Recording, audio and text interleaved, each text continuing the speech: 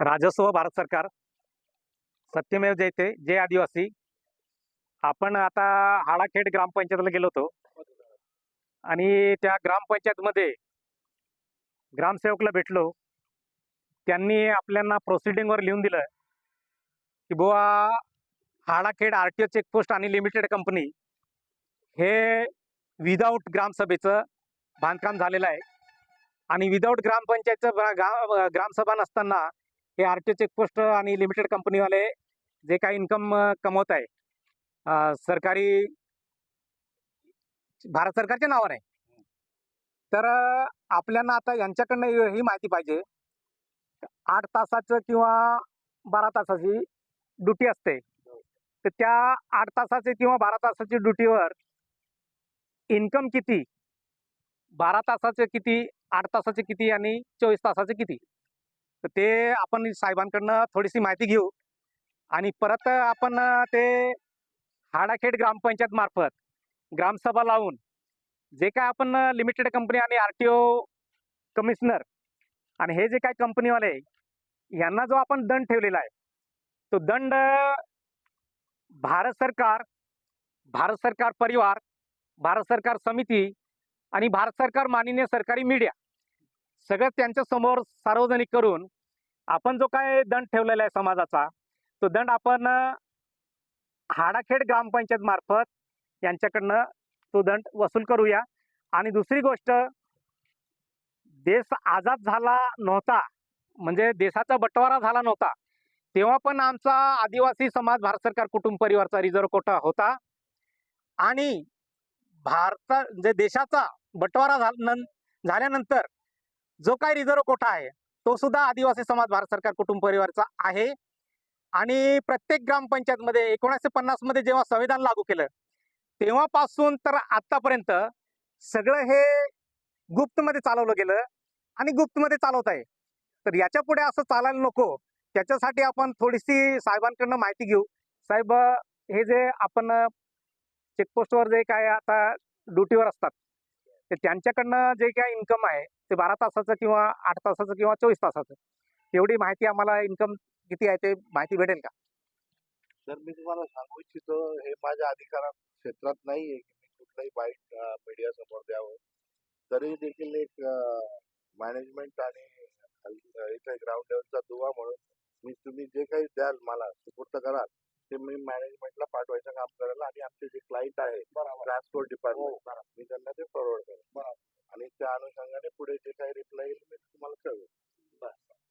आता जे इन्कम किती आहे 24 तासाचं, ते रिव्हेन्यू आणि ट्रॅफिक बद्दल अशी इन्फॉर्मेशन दिली जाते, ते कॉन्फिडेन्शियल असतं. त्याबद्दल तुम्हाला आमचे क्लायंट जे आहे ट्रान्सपोर्ट डिपार्टमेंट त्यांच्याकडनं अप्रोच करावा लागेल.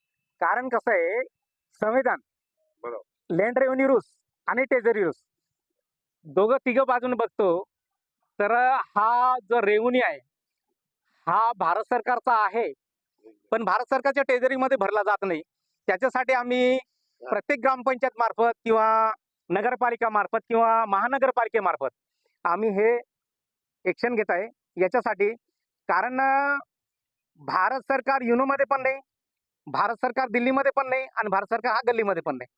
आणि दुसरी गोष्ट, रेव्हेन्यू जो आहे हा रेव्हेन्यू हा ईस्ट इंडिया कंपनी आणि इंग्रजवाले त्यांनी जेव्हा जो राज केलं, इथे राज केलं म्हणजे लुटलं, राज नाही केलं, लुटलं. आणि आता व्यापारी, कर्मचारी, पुढारी, भारत सरकार, केंद्र सरकार, राज्य सरकार हे लिंकवर शासन चालवून आम जनतेला लुटत आहे. एवढी आमची तक्रार आहे. याच्यासाठी तक्रार आहे कारण 2011 पासून तर आतापर्यंत आम्ही जेवढी माहिती मागवली ते फक्त आम्ही निवेदन देत गेलो. त्याचं ना इनपुट ना आउटपुट कोणीही आम्हाला त्याची माहिती देत नाही. तर त्याच्यासाठी आता आम्ही ठरवलंय की बुवा भारत सरकार पण समोर यायला पाहिजे आणि भारत सरकारचे परिवार पण समोर यायला पाहिजे आणि भारत सरकारची समिती आणि भारत सरकारची मीडिया सुद्धा समोर यायला पाहिजे आणि हे सगळंच सगळं पूर्ण देशामध्ये युनोपासून तर दिल्लीपर्यंत, दिल्लीपासून तर गल्लीपर्यंत सगळं देशामध्ये लाईव्ह दिसायला पाहिजे आणि जेवढं रेव्हेन्यू आहे तेवढं महिन्याचा असू द्या, वर्षाचा असू द्या, तेवढं रेव्हेन्यूचा हिशोब आम जनतेला द्यायला पाहिजे, एवढी आमची कळकळीची विनंती. तरी सुद्धा हे जे काय चाललंय भारत सरकारच्या नावाने, ते कसं चाललंय ते कोणाला माहित असेल किंवा नसेल. आता युके, दिल्ली, गल्ली, भारत सरकार, केंद्र सरकार, राज्य सरकार, व्यापारी, कर्मचारी, पुढारी, धर्मवाले, पक्षपातीवाले, वैज्ञानिक, संशोधन करणारे, अंधश्रद्धावाले आणि श्रद्धावाले, XYZ देशाचे तमाम जबाबदार व्यक्ती, माझी इच्छा आहे, कळकळीची नम्र विनंती आहे.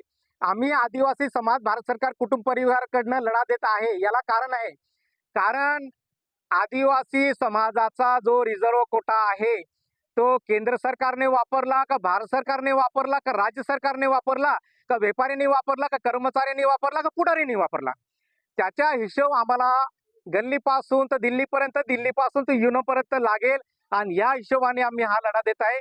हा संवैधानिक लढा आहे, लँड रेव्हेन्यू रूल्स प्रमाणे लढा आहे आणि ट्रेझरी रूल्स प्रमाणे आहे. तर हा डोळे असून आंधळे, कान असून बहिरे आणि तोंड असून मुके असा व्यवहार जो चालवलेला आहे तो आता याच्या पुढे चालणार नाही.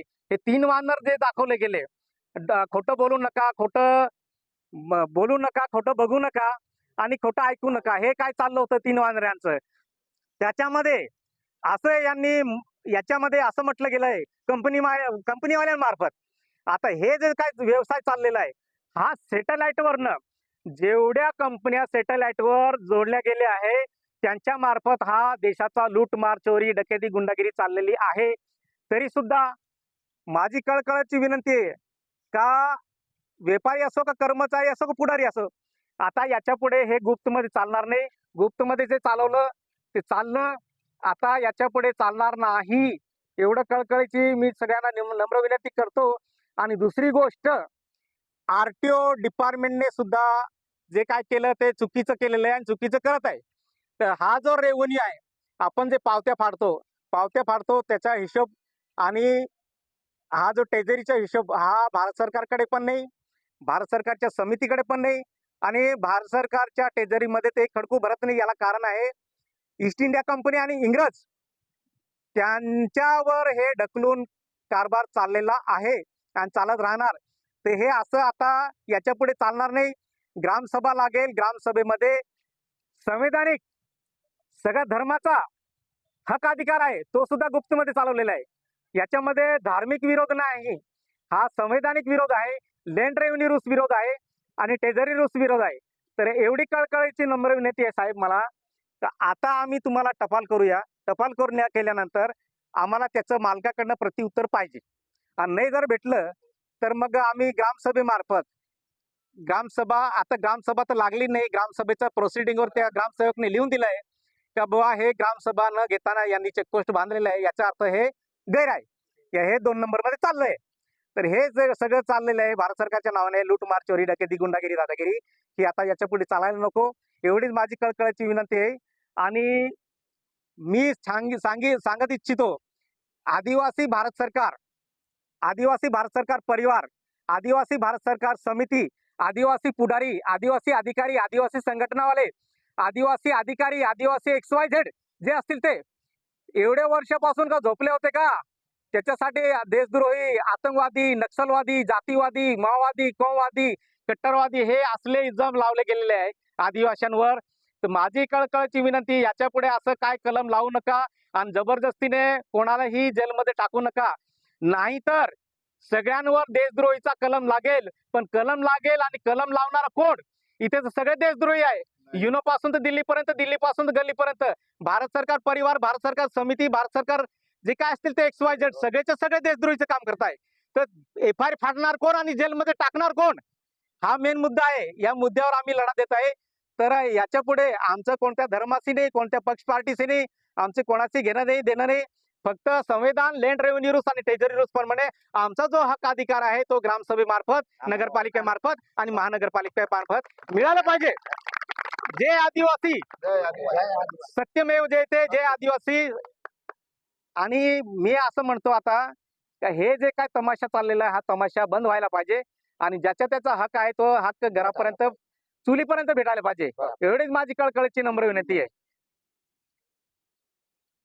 तर आता हे 2 शब्द बोलून मी माझं जे काय सांगायचं होतं ते मी पूर्ण करतो. आणि आता याच्या पुढे आपकी जय, पितू की जय आणि धरती हे संपवतो आणि आपला आता आरटीओ जे डिपार्टमेंट आहे त्यांना आपण भेटायला जाऊया. जय आदिवासी. जय आदिवासी.